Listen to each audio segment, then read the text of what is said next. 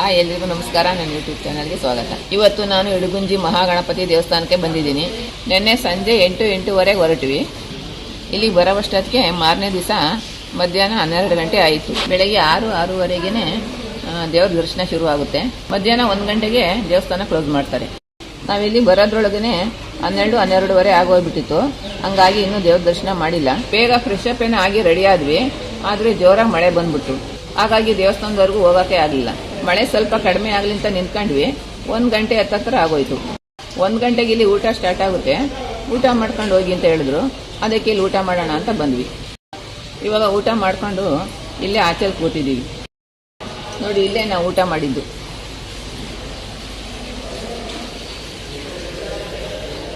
ಇವಾಗ ಮತ್ತೆ 3 ಗಂಟೆಗೆ ದರ್ಶನ ಸ್ಟಾರ್ಟ್ ಆಗುತ್ತೆ. ಇವಾಗ ಇನ್ನೂ ಟೈಮ್ 2:15 ಆಗಿದೆ.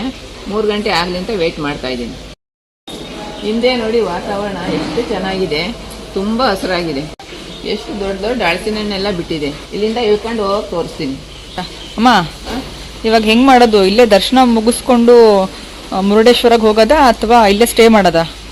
ಇವಾಗ ಇಲ್ಲೇ ದರ್ಶನ ಮುಗಿಸ್ಕೊಂಡು ಮುರುಡೇಶ್ವರಕ್ಕೆ ಹೋಗಿ ಬರೋಣ.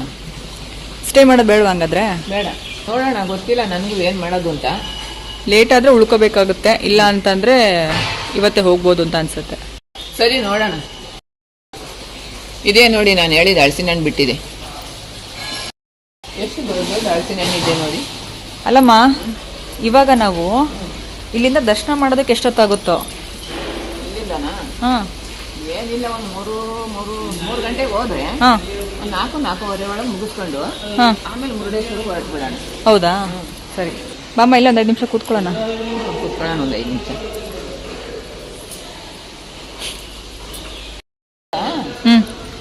ಏನು ಮಾಡೋದು ನೋಡೋಣ. ಇವಾಗ ದರ್ಶನ ಮಾಡ್ಕೊಂಡು ಏನಾಗುತ್ತೋ ನೋಡೋಣ. ಅಲ್ಲಮ್ಮ, ಇವಾಗ ಪೂಜೆ ಮಾಡಿಸ್ಬೇಕು, ಪೂಜೆ ಸಾಮಾನೆಲ್ಲ ಹೋಗಿ ತಗೋಬೇಕು. ಅದಕ್ಕೂ ಒಂದು ಸ್ವಲ್ಪ ಟೈಮ್ ಆಗುತ್ತೆ. ಈಗಲೇ ಹೋಗಿ ತಗೊಂಬಿಡೋಣ ಪೂಜೆ ಸಾಮಾನ. ತಗೋಬೋದು. ಈಗ ತಗೊಂಡ್ಬಿಟ್ಟು ರೆಡಿ ಇಟ್ಕೊಂಡ್ರೆ ಆಮೇಲೆ ಇನ್ನೇನು ದೇವಸ್ಥಾನ ಓಪನ್ ಮಾಡಿದ ತಕ್ಷಣ ನಾವು ಹೋಗಲ್ಲಿ ಪೂಜೆ ಕೊಡ್ಬೋದು.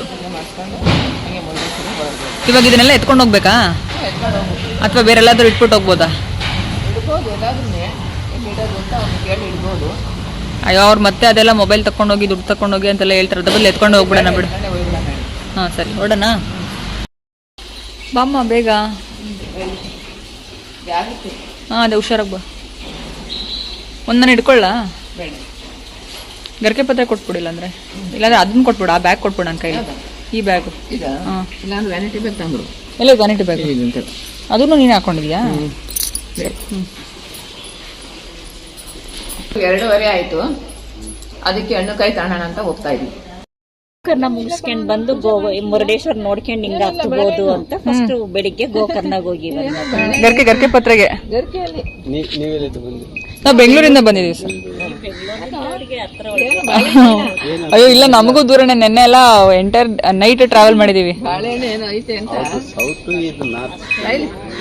ಕಡವರಿಗೆ ಹತ್ರ ಏನೋ ಬಾಳೆಹಣ್ಣಿಲ್ಲ.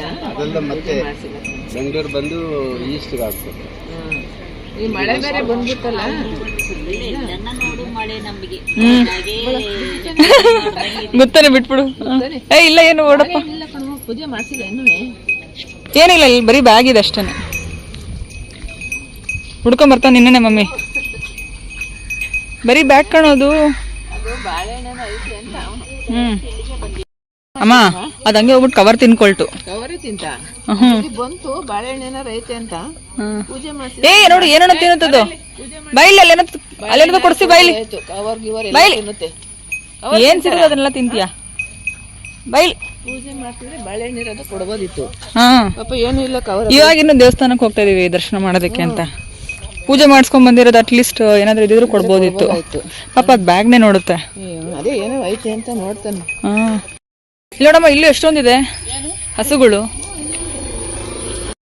ಇದು ಗಜಾನನ ಲಾಡ್ಜ್ ಅಂತ. ಮೊದಲು ಇಲ್ಲೇ ಉಳ್ಕೋಬೇಕು ಅಂತ ಅಂದ್ಕೊಂಡಿದ್ವಿ. ಇಲ್ಲಿ ಬೆಲೆ ಜಾಸ್ತಿ ಹೇಳಿದ್ರು.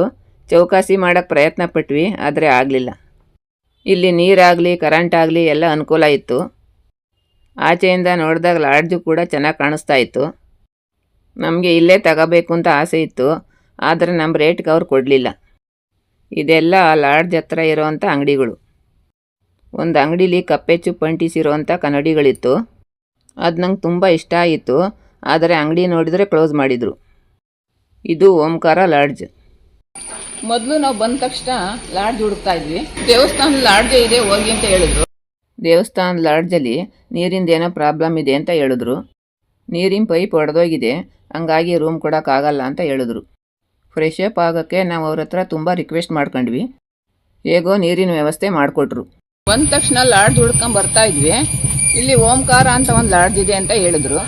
ರೂಮ್ ಬಗ್ಗೆ ವಿಚಾರ ಮಾಡೋಣ ಅಂತ ಹೋದ್ವಿ. ಅಲ್ಲಿ ಯಾರು ಇರಲೇ ಇಲ್ಲ. ನಾವು ಇಲ್ಲೇ ಉಳ್ಕೋಬೇಕು ಅಂತ ಏನು ಅಂದ್ಕೊಂಡು ಹೋಗಿರಲಿಲ್ಲ. ಬರೀ ಫ್ರೆಶ್ ಅಪ್ ಆಗಿ ಹೋಗೋಣ ಅಂತ ಅಂದ್ಕೊಂಡಿದ್ವಿ. ಅದಕ್ಕೋಸ್ಕರ ರೂಮ್ ಕೇಳೋಣ ಅಂತ ಹೋದ್ವಿ. ಅಲ್ಲಿ ನಂಬರ್ ಬರೆದು ಟೇಬಲ್ ಮೇಲೆ ಇಟ್ಟಿದ್ರು. ಅಲ್ಲಿ ಅವ್ರು ನೋಡಿದ್ರೆ ಯಾರೂ ಇರಲಿಲ್ಲ. ಹಂಗಾಗಿ ದೇವಸ್ಥಾನ ಲಾಡ್ಜ್ ಅವ್ರನ್ನೇ ರಿಕ್ವೆಸ್ಟ್ ಮಾಡ್ಕೊಂಡ್ವಿ. ಅವರು ಫ್ರೆಶ್ ಅಪ್ ಆಗೋದಕ್ಕೆ ಜಾಗ ಮಾಡಿಕೊಟ್ರು. ಇದೆಲ್ಲ ದೇವಸ್ಥಾನ ಮುಂದೆ ಇರುವಂಥ ಹಸುಗಳು. ಏನಾದರೂ ತಿನ್ನಕ್ಕೆ ಕೊಡ್ತಾರೆ ಅಂತ ಅಲ್ಲೇ ನಿಂತಿರ್ತವೆ ಪಾಪ. ಇನ್ನು ಅವಾಗಿನ ಪೂಜೆ ಸಾಮಾನು ತಗೊಂಡು ದೇವಸ್ಥಾನಕ್ಕೆ ಹೊರಟಿದ್ದೀವಿ. ಆವಾಗಲೇ ಬಂದು ಎಲ್ಲ ಮುತ್ಕೊಂಡ್ಬಿಟ್ಟಿದ್ದು, ಕವರಲ್ಲಿರೋದು ಏನಾದರೂ ಕೊಡಲಿ ಅಂತ. ಪೂಜೆ ಮಾಡಿಸ್ದೆ ಹೆಂಗೆ ಕೊಡೋದು ಅಂತ ಹಂಗೆ ಹೋದ್ವಿ. ಆಮೇಲೆ ಪೂಜೆ ಮಾಡಿಸ್ಕೊಂಬಂದಾದಮೇಲೆ ಬಾಳೆಹಣ್ಣು ಕೊಟ್ವಿ. ಕೆಲವರಂತೂ ಹೂವು ಗರಿಕೆ ಎಲ್ಲ ತಿನ್ನಿಸ್ತಾ ಇದ್ರು. ಅವು ಅದನ್ನು ಕೂಡ ತಿಂತಾಯಿದ್ದು. ಕೊಟ್ಟಾದ್ಮೇಲೂ ಕೂಡ ನಮ್ಮ ಹಿಂದೆ ಬರೋವು ರೂಮ್ಗೆ ಹೋಗೋಕ್ಕೂ ಬಿಡ್ದಂಗೆ ಇನ್ನೂ ಏನಾರ ಕೊಡ್ತಾರೇನೋ ಅಂತ. ಈ ಹಸುಗಳಿಂದ ತಪ್ಪಿಸ್ಕೊಂಡು ರೂಮ್ಗೆ ಹೋಗಿದ್ದೇ ಒಂದು ಸಾಹಸ ಆಯಿತು. ಅಲ್ಲಿ ಎಷ್ಟೊಂದು ಅಂಗಡಿಗಳಿದೆ. ಅವ್ರ ಅಂಗಡಿಯವ್ರು ಯಾರೂ ಇಲ್ಲ ಅಂದರೆ ಸೀದಾ ಒಳಗಡೆನೇ ನುಗ್ಗಿಬಿಡ್ತವೆ. ಎಲ್ಲ ಅಂಗಡಿಯವರು ಒಂದೊಂದು ಕೋಲ್ ಇಟ್ಕೊಂಡ್ಬಿಟ್ಟಿದ್ದಾರೆ ಹಸುಗಳು ಬಂದರೆ ಎದುರ್ಸೋಕ್ಕೆ. ಅದೇ ನಾನು ಹೇಳಿದ್ನಲ್ಲ, ಓಂಕಾರ ಅಂತ ಒಂದು ಲಾಡ್ಜ್ ಇತ್ತು, ಅಲ್ಲಿಗೆ ಹೋಗೋಣ ಅಂತ ಹೋದ್ವಿ. ಅವ್ರು ಏನು ಹೇಳಿದ್ರು ಅಂದರೆ, ಇಲ್ಲ ಮೇಡಮ್ ಇನ್ನೂ ಲೇಟ್ ಆಗುತ್ತೆ, ಇನ್ನೂ 2 ಅವರ್ ಆಗುತ್ತೆ, ಅಲ್ಲೇ ಎಲ್ಲಾರ ಬೇರೆ ಕಡೆ ಕೇಳ್ಕೊಳ್ಳಿ ಅಂತ ಹೇಳಿದ್ರು. ಗಜಾನನ ಅಂತ ಒಂದು ಲಾಡ್ಜ್ ಇದೆ, ಆಮೇಲೆ ಇನ್ನೊಂದೆಲ್ಲೋ ಬೇರೆ ಲಾಡ್ಜ್ ಇದೆ ಅಂತ ಹೇಳಿದ್ರು. ಅದು ದೇವಸ್ಥಾನದೇ ಲಾಡ್ಜ್ ಅಂತ ಗೊತ್ತಾಯ್ತು. ಆಮೇಲೆ ಗಜಾನನ ಲಾಡ್ಜಲ್ಲಿ ಕೇಳಿದ್ವಿ, ಸ್ವಲ್ಪ ಕಾಸ್ಟ್ಲಿ ಅಂತ ಅನ್ನಿಸ್ತು. ಅದಕ್ಕೆ ದೇವಸ್ಥಾನ ಲಾಡ್ಜ್ಗೆ ಹೋದ್ವಿ. ಅಲ್ಲೇ ಫ್ರೆಶ್ ಅಪ್ ಆಗಿ ಊಟ ಮಾಡ್ಕೊಂಡು ಇವಾಗ ದೇವಸ್ಥಾನಕ್ಕೆ ಬಂದಿದ್ದೀವಿ. ಇದು ನೋಡಿ, ಅಂಗಡಿ ಒಳಗಡೆ ಹೋಗಿದೆ.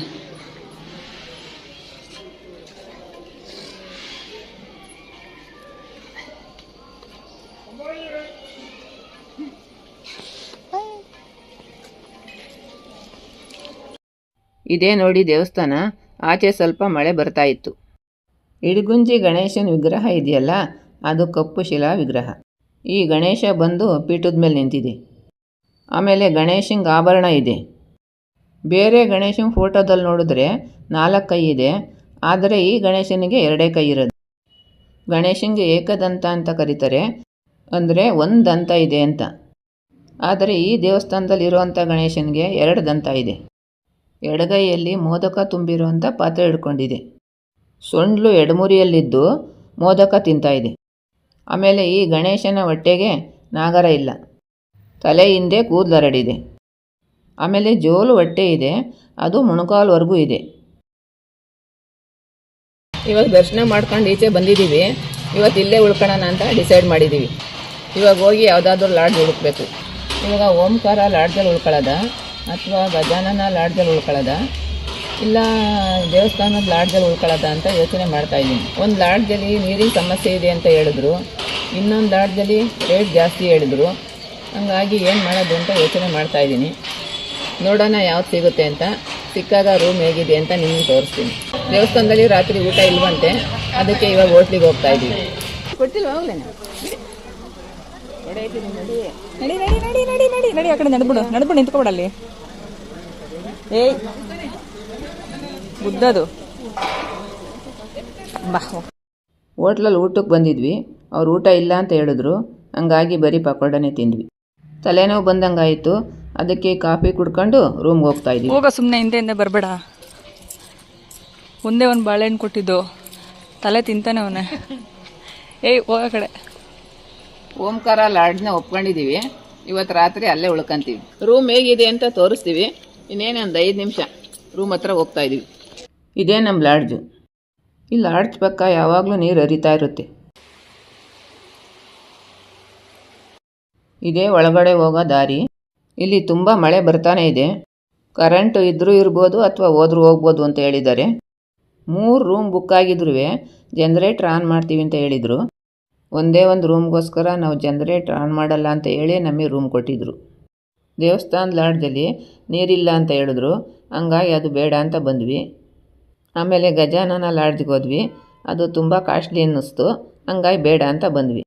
ಲಾಸ್ಟಲ್ಲಿ ಉಳಿದಿದ್ದು ಒಂದೇ, ಇನ್ನೇನು ಮಾಡೋಕ್ಕಾಗುತ್ತೆ, ಇದನ್ನೇ ಒಪ್ಕೊಂಡ್ವಿ. ನೋಡಿ, ಲಾಡ್ಜ್ ಒಳಗಡೆ ಈ ಥರ ಇಡಗುಂಜಿ ಗಣಪತಿ ಫೋಟೋ ಇಟ್ಟಿದ್ದಾರೆ. ಇದ್ರ ಪಕ್ಕದಲ್ಲಿರೋದೇ ನಮ್ಮ ರೂಮು.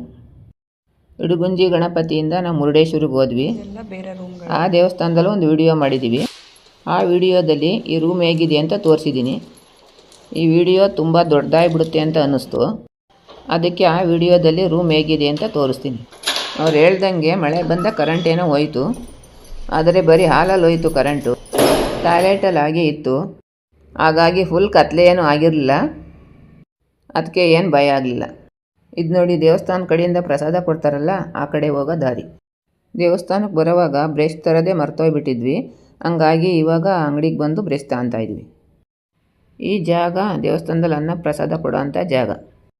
ಊಟ ಆದಮೇಲೆ 2 ಅವರ್ ಟೈಮ್ ಇತ್ತು ಅಂತ ಇಲ್ಲೇ ಕೂತಿದ್ವಿ. ಈ ಕಡೆಯಿಂದ ಹೋಗಬೇಕು, ಬ್ಯಾಗ್ ಬಿಟ್ಟು ಬಂದಿದ್ವಿ, ತಗೊಂಬರೋಣ ಅಂತ ಹೋಗ್ತಾಯಿದ್ವಿ. ಹಂಗೆ ಮನೆಯಿಂದ ಗರಿಕೆ ಪತ್ರೆ ತಂದಿದ್ವಿ. ಗಣೇಶನ ಗರಿಕೆ ಅಂದರೆ ಇಷ್ಟ ಅಲ್ವಾ. ಆಚೆ ಕೂತ್ಕೊಳ್ಳೋಕೆ ಎಲ್ಲೂ ಜಾಗ ಇರಲಿಲ್ಲ, ಮಳೆ ಬೇರೆ ಬರ್ತಾಯಿತ್ತು. ಇಲ್ಲಾದರೆ ಮಳೆಯಲ್ಲಿ ನೆನೆಯಲ್ವಲ್ಲ, ಅದಕ್ಕೆ ಗರಿಕೆ ಪತ್ರನ ಕ್ಲೀನ್ ಮಾಡ್ಕೊಂಡು ನೀಟಾಗಿ ಇಲ್ಲೇ ಜೋಡಿಸ್ಕೊಂಡು ಹೋಗೋಣ ಅಂತ ಕೂತ್ಕೊಂಡ್ವಿ. ನೋಡಿ, ಇಲ್ಲೇ ಒಳಗಡೆ ಊಟ ಮಾಡಿದ್ದು. ಪರವಾಗಿಲ್ಲ, ಇವಾಗ ಅಲ್ಪ ಸ್ವಲ್ಪ ಮಳೆ ನಿಂತಿದೆ.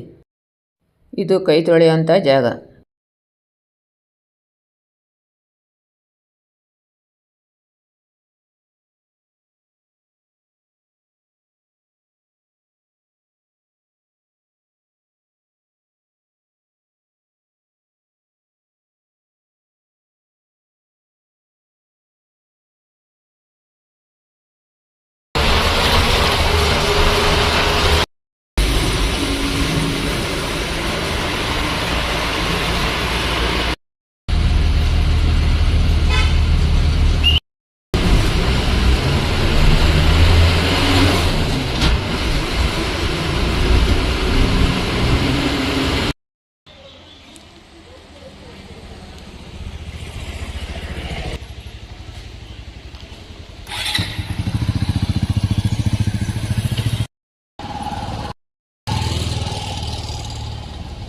ಜೈ ಗಣೇಶ. ಇಲ್ಲಿ ನೋಡಿ ಎಷ್ಟು ದೊಡ್ಡ ಒಣಕೆ ಮಂಡಿ ಇದೆ. ಇಲ್ಲಿ ನೋಡಿ, ಫುಲ್ಲು ಹಸಿರಾಗಿದೆ. ಆ ಗೋಡೆ ಮೇಲೆಲ್ಲ ಹಾಗೆ ಪಾಚಿ ಕಟ್ಬಿಟ್ಟಿದೆ. ಎಷ್ಟು ದೊಡ್ಡ ದೊಡ್ಡ ಹಳಸಿನ ಹಣ್ಣೆಲ್ಲ ಇದೆ.